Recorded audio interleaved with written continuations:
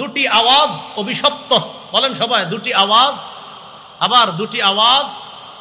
এক নম্বর, সাউতু মিজমারিন ইনদা নি'মা, আনন্দের সময় গান বাদ্য বাজানোর আওয়াজ অভিশপ্ত।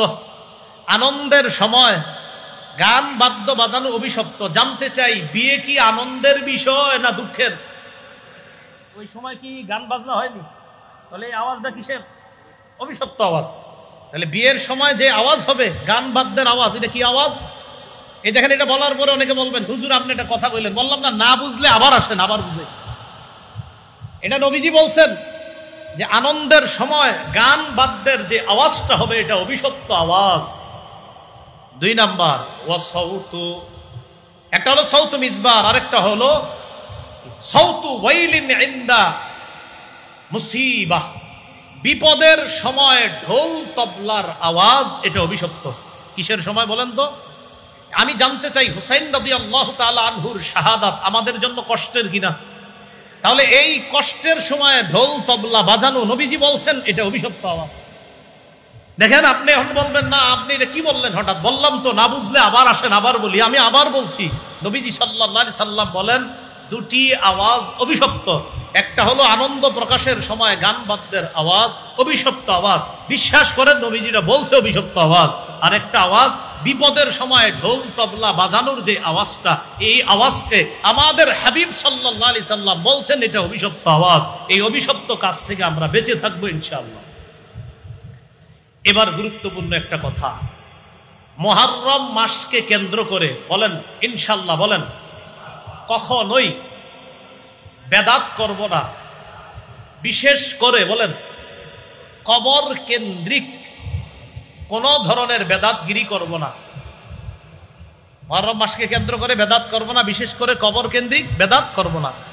আমাদের দেশে সাধারণত মুহররম, রজব, রবিউল আউয়াল মাস, এই তিনটা মাসে বেশি করে বেদাত হয়। মুহররমে, আর হলো রজব মাসে, আর হলো রবিউল আউয়াল মাসকে কেন্দ্র করে অনেকগুলো বেদাত হয়। এখন আবার আপনার মনে আসবে, হুজুর এটা কি বললেন? বললাম তো, না বুঝলে আবার আসেন, বুঝিয়ে দিই বেদাত কোনগুলা। বিশেষ করে কবর কেন্দ্রিক বাড়াবাড়িটা বেশি হয়। এই ব্যাপারে কয়েকটি হাদিস শুনি আমরা। সহিহ বুখারীর 427 নম্বর হাদিস, রাসূলুল্লাহ সাল্লাল্লাহু আলাইহি সাল্লামের বিবি আম্মাজান আয়েশা সিদ্দিকা রাদিয়াল্লাহু তাআলা আনহা থেকে বর্ণনা, তিনি বলেন, আন্না উম্মা হাবিবাতা ওয়া উম্মা সালামাতা যাকারাতা কানিসাতান রাআইনাহা বিল হাবাশা। উম্মে হাবিবা, উম্মে সালামা নবীজির দুই সম্মানিতা স্ত্রী, আমাদের সম্মানিতা মাতা আম্মা জান উম্মে হাবিবা, উম্মে সালামা রাদিয়াল্লাহু আনহুমা হাবশায় একটা গির্জা দেখলেন। গির্জা, ফিহা তাসাবির, ওই গির্জার মধ্যে মূর্তি। নাউজুবিল্লাহ পড়ি। গির্জার ভিতরে কি? মূর্তি। গির্জা সাধারণত আমরা জানি এটা অন্য ধর্মের ইবাদতখানা, ওই ইবাদতখানার ভিতরে কি? মূর্তি। ফাযাকারাতা লিন-নবী সাল্লাল্লাহু আলাইহি ওয়াসাল্লাম, আম্মা জান দুইজন নবীজির কাছে বিষয়টা জানাইলেন, ইয়া রাসূলুল্লাহ, ইবাদতখানার ভিতরে মূর্তি কেন? বিষয়টা বুঝলাম না। তখন নবীজি বললেন, উলাইকা ইযা কানা ফীহিমুর রাজুলুস সালিহু ফামাতা বানাউ আলা কবরিহি মসজিদান উলাইকা শিরারুল খালকি ইনদাল্লাহি ইয়াউমাল কিয়ামাহ।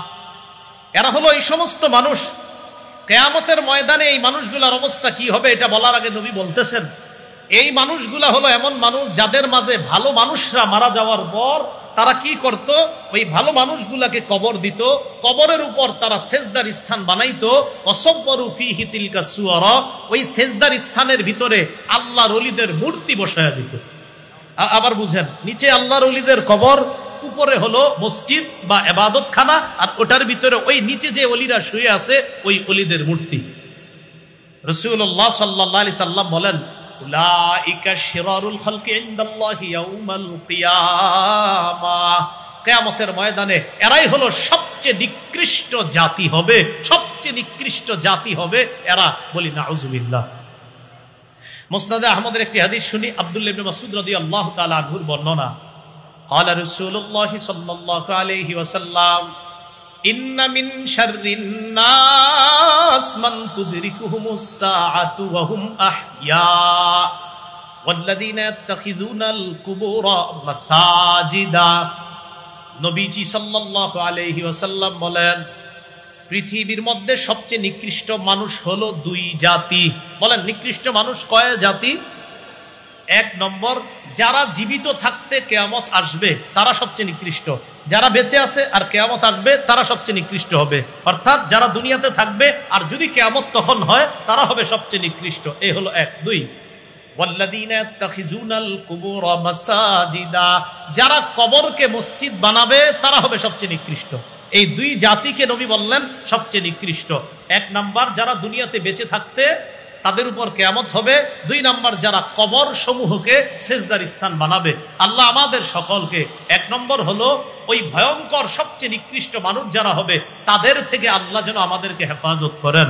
দুই, যারা কবরকে মসজিদ বানায়, সেজদার স্থান বানায়, এই জাতীয় চিন্তা থেকেও আল্লাহ আমাদেরকে হেফাজত করেন।